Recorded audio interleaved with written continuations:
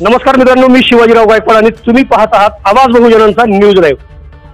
मित्रांनो, माझ्या डाव्या बाजूला जे तुम्ही हे व्यक्तिमत्व बघत आहात, नवतरुण पिढीला प्रेरणादायी माहिती देण्यासाठी आज माझ्यासोबत आहेत शिवाजीराव मारुतीराव पालेपाड साहेब. आज आपण पूर्ण यांच्या कुटुंबियांसमवेत आहोत. त्यांचा नेमका किती वर्षाचा अनुभव आहे आणि नेमकी काय काय माहिती त्यांच्याकडून मिळणार आहे हे आपण जाणून घेणार आहोत या व्हिडिओच्या माध्यमातून. साहेब, तुमचं अगोदर सर्वात प्रथम आवाज बहुजनांचा न्यूज लाईव्ह मध्ये स्वागत आहे. आणि त्याचबरोबर माझ्यासोबत पालेपाड साहेबांच्या अर्धागिनी निर्मला काकू सुद्धा आहेत. काय अनुभव आहे त्यांचा हे आपण या दाम्पत्याच्या माध्यमातून आपण ऐकून घेणार आहोत. साहेब, मला सांगा, तुमचा जन्म नेमका कुठे झाला आणि कोणत्या जिल्ह्यामध्ये झाला? नमस्कार. माझा जन्म तेलंगवाडी एक छोटंसं गाव आहे, 1200 ते 1300 लोकवस्तीचा, तालुका कंधार, जिल्हा नांदेड या ठिकाणी माझा जन्म झालेला आहे. आणि प्राथमिक शिक्षण जे आहे आपलं कुठं झालं आणि या क्षेत्राकडे कसं वळलात हे आम्हाला पूर्ण माहिती जाणून घ्यायची आहे या व्हिडिओच्या माध्यमातून. माझं प्राथमिक शिक्षण माझ्या गावामध्येच 1ली ते 4थी पर्यंत शाळा आहे, जिल्हा परिषद शाळा. त्या शाळेमध्ये माझं शिक्षण झालं. त्यानंतर गावामध्ये पुढील शिक्षण नसल्यामुळे उस्माननगर, आमच्या गावापासून एक 4 ते 5 किलोमीटर अंतरावर उस्माननगर मोठी लाटी गाव आहे, त्या ठिकाणी समता विद्यालय या शाळेमध्ये माझं 5वी ते 10वी पर्यंत शिक्षण झालेलं आहे. त्यावेळेस सुद्धा आम्हाला कुठले वाहन नव्हते. आम्ही दररोज 4 ते 5 किलोमीटर पायी प्रवास करायचा आणि शाळेमध्ये जायचं. किती भाऊ आणि किती बहिणी आहेत? माझे आई वडील तसे अशिक्षित पण एक प्रतिष्ठित शेतकरी होते आणि वडिलांचे हे पूर्वीपासूनच म्हणजे एक धार्मिक ह्यांच्याकडे जास्त त्यांचा कल होता. ते पूर्वीपासूनच कुठल्याही व्यसनामध्ये नव्हते. त्यामुळे निश्चितच त्यांचा आमच्या पिढीवर त्यांचा प्रभाव पडलेला आहे. तसे आम्ही आई वडिलाला आम्ही 2 भाऊ आणि 4 बहिणी अशा एकूण 6 भावंड आहेत आम्ही. मला सांगा, विवाह होण्यापूर्वी शासकीय सेवेत आपण आलात का अगोदर विवाह झाला आणि पुन्हा तुम्ही शासकीय सेवेत आलात? तसा माझा विवाह मी 12वीला असतानाच विवाह झालेला आहे. मी माझी जी पत्नी आहे, माझ्या मामाची मुलगी आहे आणि वडिलाची इच्छा होती की दोन्ही भावाचं लग्न एकदाच करायचं, म्हणून वडिलांनी मोठ्या भावासोबतच माझा विवाह केलेला आहे. आणि लग्न झाल्यानंतर मी पुढील शिक्षण म्हणजे पदवी पार केली. मी BA ग्रॅज्युएट आहे आणि त्यानंतर मला सर्व्हिस लागली. पहिली नियुक्ती, तो पहिला दिवस शासकीय सेवेमध्ये आल्यानंतर काय अनुभव आहे त्या पहिल्या दिवसाचा? तसं खरं पाहिलं तर माझी हे 3री नोकरी आहे. मी पहिली नोकरी मला पोलीसमध्ये जिल्ह्याला बीड येथे लागलेली होती, परंतु मला ती मी केली नाही माझ्या वडिलाच्या ह्याच्यामुळं. नंतर मी त्यावेळेस विभागीय मंडळ होतं सर्व्हिससाठी, औरंगाबाद विभागीय सेवा मंडळ, त्यामार्फत मी इरिगेशन मध्ये लागलो. अगोदर ते केसापुरी कॅम्पला होतं मी माजलगावला बीडमध्ये.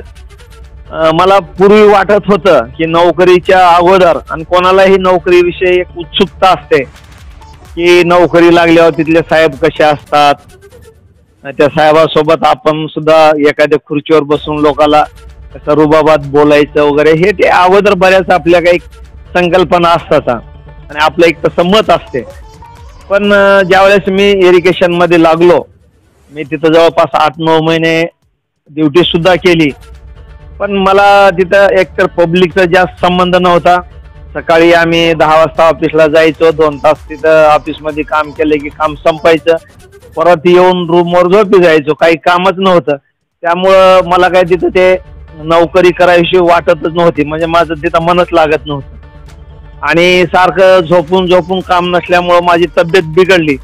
मग शेवटी वडिलाला वगैरे सांगितलं आणि त्या दरम्यानच त्या निवड मंडळाकडून महसूलच्या जागा निघाल्या आणि महसूल विभागामध्ये मी फॉर्म भरला, तलाठी आणि महसूल सहाय्यकसाठी.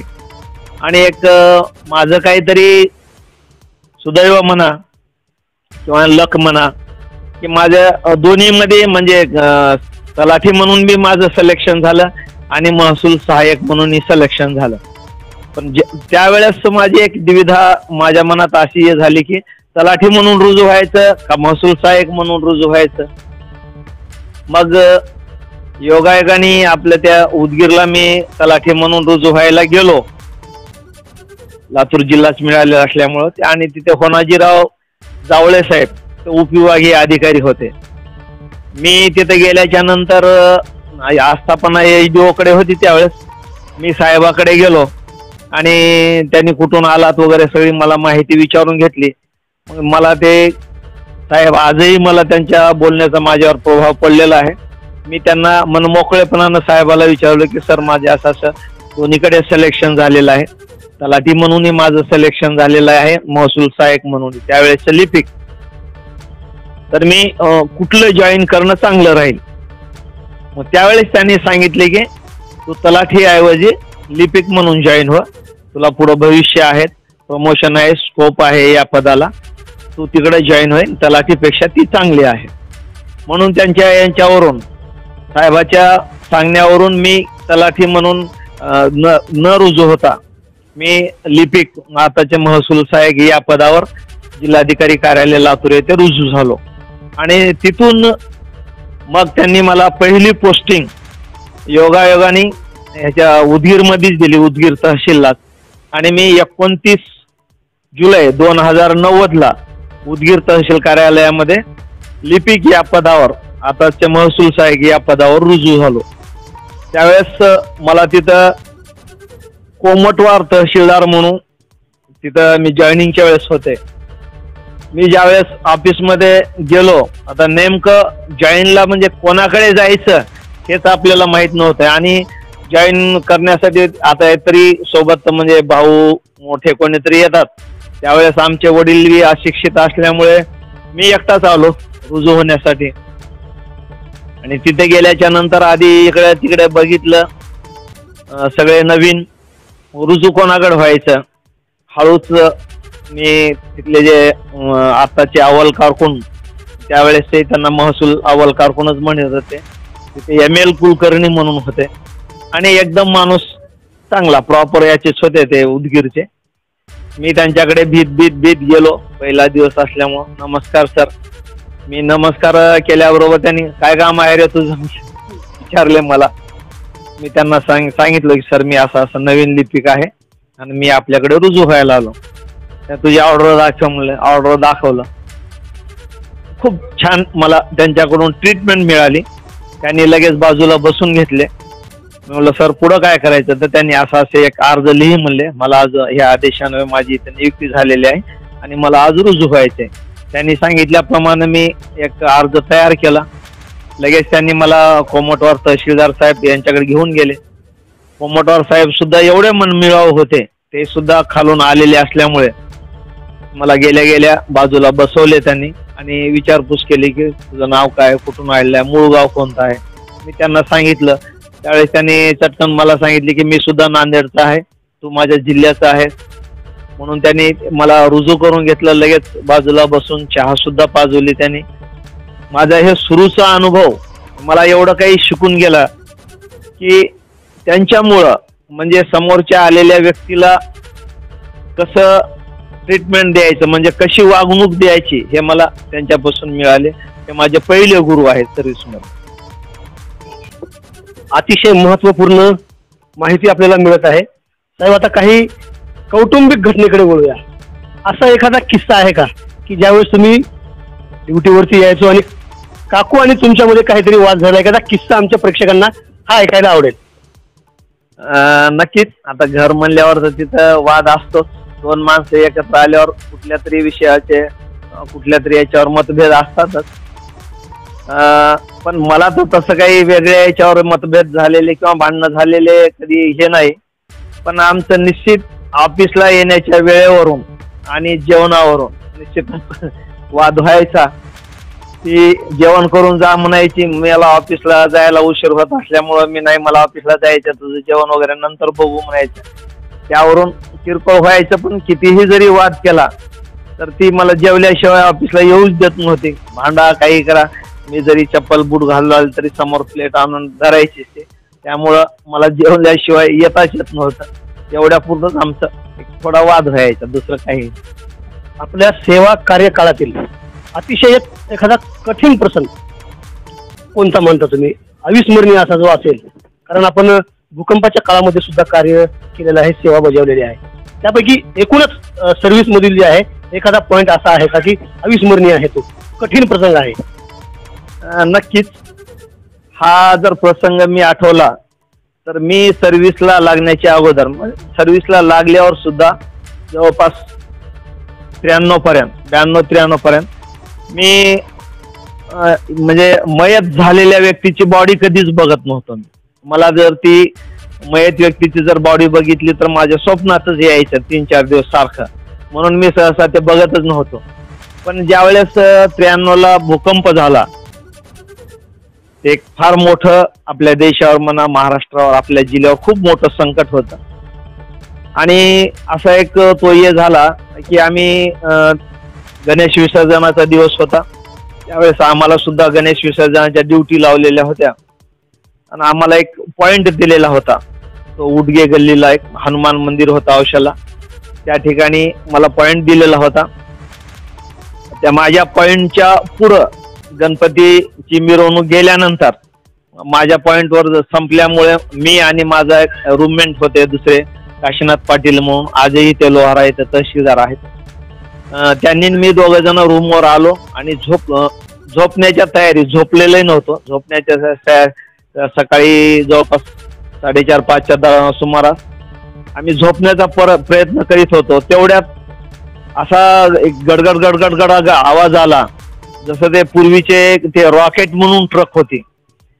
आम्हाला त्या ट्रकचा आवाज आला आणि आम्हाला वाटलं की घराच्या समोर एक गाडी कोण आणली, ते त्यावेळेसची ते रॉकेट गाडी. आम्ही थोडं असं तोंडावरलं पांघरण काढून बघितलं, पण ते आमच्या रूमचं दारच असं हलू लागलेलं आमच्या लक्षात आलं.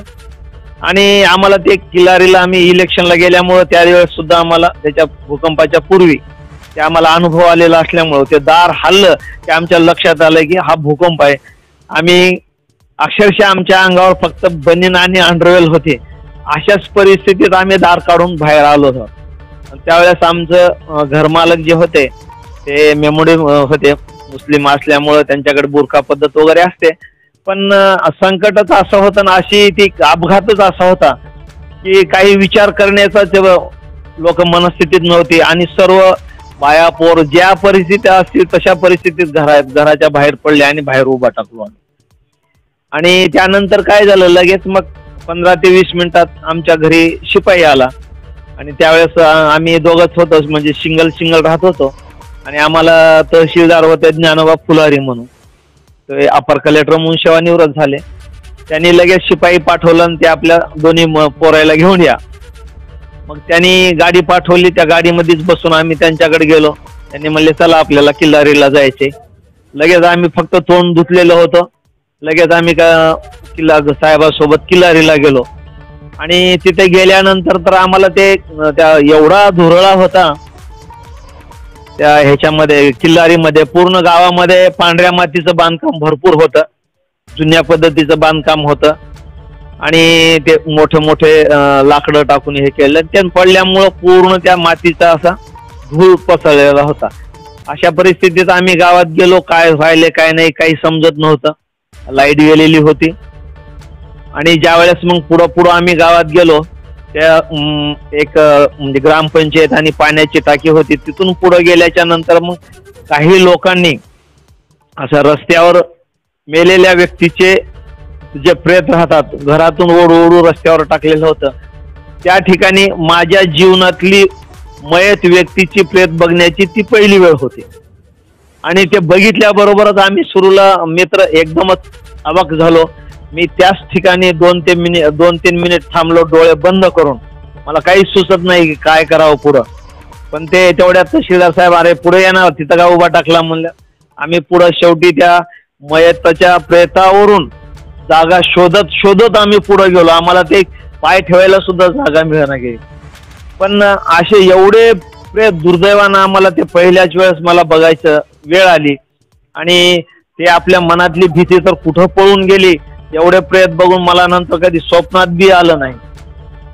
आणि दररोजच आम्हाला ही त्या दिवसापासून दररोजच आम्ही त्या प्रेत काढण्यासाठी ते गाड्या तिथं उभा करून ते मातीचे ढिग काढण्यासाठी त्यासाठी आम्हाला भूकंपामध्ये काम करावं लागलं. अतिशय अंगावर शहारे येणारा प्रसंग साहेबांनी आपल्या समोर अगदी हुबेहूब चित्र उभारलेलं आहे. कारण सेवा बजावत असताना कोणते कोणते प्रसंग येतात हे नक्कीच नवतरुण पिढीला प्रेरणादायी ठरणार आहेत. आता शेवटच्या प्रश्नाकडे वळणार आहोत आपण. साहेब मला सांगा, इतके दिवस तुमचा परिपाठ होता कायम, जेव्हा तुम्ही शासकीय सेवेमध्ये रुजू झालात त्या दिवसापासून आज शेवटचा दिवस आहे. म्हणजे आज तुम्ही सेवामुक्त होत आहात. सेवापूर्ती आज तुमचा संपन्न झालेला आहे. आता नेमकं उद्यापासून काय करायचं ठरवलं? मी सेवानिवृत्तीच्या नंतर सुद्धा मी जरी शासकीय सेवेतून जरी सेवानिवृत्त झालेलो असलो तरी ईश्वर कृपेने आपल्या सर्व मी जी सेवा दिली यातून काही लोकांकडून मला जे काही आशीर्वाद मिळाले असतील त्या आशीर्वादाने म्हणा माझी आज तर चांगली प्रकृती आहे. मला कुठलेही BP शुगर वगैरे काहीही नाही. मी कुठली गोळी सहसा घेतच नाही. मी तर माझी तब्येत चांगली असल्यामुळं मी हे ठरवलंय की पुढचं आयुष्य आपले जे पुढील हे आहे, आता सर्व्हिसमध्ये असताना सुद्धा आपण वेळ देऊ शकलो नाही कुटुंबाला. जरी आपल्या इच्छा असेल, कुटुंबाची जरी इच्छा असेल तर आपल्याला सर्व्हिसमुळे वेळ देता आलेला नाही. तर पुरेपूर वेळ मला फॅमिलीसाठी देता यावा. आणि हे करीत असताना आपली दिनचर्या चालू ठेवण्यासाठी मी शेताकडे, शेत सुद्धा वडिलोपार्जितच आहे आणि चांगली शेती आहे, पाणी वगैरे भरपूर आहे. त्यामुळे शेती सुद्धा मला डेव्हलप करण्यासाठी चांगलं एक साधन आहे. आपण आता सर्व्हिसमधून सेवानिवृत्त झालेलं असल्यामुळे आणि आपण वडिलोपार्जित आपण शेतकरीच शेतकरी कुटुंबातलेच असल्यामुळे आपल्याला आता काही फार असं व्यापार कुठला उद्योगधंदा होणार नाही.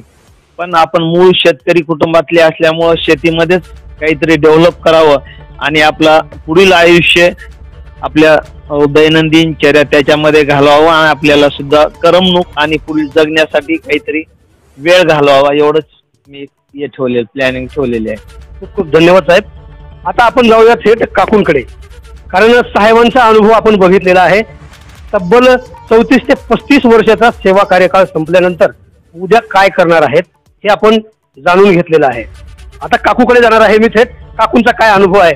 काकू काय सांगणार आहात? एक तहसीलदार साहेबांची पत्नी म्हणून आज काय वाटतंय तुम्हाला? आज ते सेवामुक्त होणार आहेत, सेवापूर्ती संपन्न झालेला आहे. आज काय तुमचा अनुभव काय? नमस्कार. पूर्णपणे पालेपाड साहेबाला साथ देणार आहे. शिकत काकू यापूर्वी कधी मीडिया समोर आलेल्या नाहीत, परंतु ते बोलण्याचा प्रयत्न करत आहेत. काकू, साहेबांनी आता एक किस्सा सांगितला की घरून सर्व्हिसवर जाताना, ड्युटीवर जाताना कधी मध्ये तुमच्यामध्ये रागावायचे कारण व्हायचे. नेमके हे संस्कार कुणाकडून मिळाले तुम्हाला? माझ्या आई वडिलाकडून मिळाले. आई वडील, सासू यांचे आई वडील, माझे आई वडील दोन्हीकडून मिळाले. काय ठरवलं तुमच्या मनामध्ये? वेगळं काही आहे का? साहेबांनी जे म्हणलं तेच करायचं आहे? साहेबांचे जे म्हणणं आहे तेच आहे, वेगळं काही नाही. बघू शकता तुम्ही, हे परिवार जो आहे पूर्ण, ताई सुद्धा माझ्या सोबत असणार आहेत. तहसीलदारांची मुलगी आहेत त्या, आणि त्यांच्या काय प्रतिक्रिया असणार हे सुद्धा आपल्याला जाणून घ्यायला आवडेल. काय सांगायचं तुम्ही? आज वडिलांचा तहसीलदार पदावरून आज सेवा पूर्ती सोहळा संपन्न झालेला आहे तुमच्या उपस्थितीमध्ये. कसं वाटलं आजचा जो हा प्रसंग बघून? नमस्कार. खूप अभिमान आहे आम्हाला माझ्या वडिलांवर, आणि त्यांनी सेवा सुद्धा म्हणजे पूर्ण इमानदारपणे केलेली आहे आणि कुटुंबाला सुद्धा पूर्ण वेळ दिलेला आहे. त्यांनी वडील म्हणून, नवरा म्हणून पूर्ण वेळ दिलेला आहे त्यांनी. आम्हाला गर्व आहे. खूप धन्यवाद. तुमच्या या चेहऱ्यावरचे भाव जे आहेत आमच्या प्रेक्षकांना सांगत आहेत की खरंच वडील असावा कसा असावा.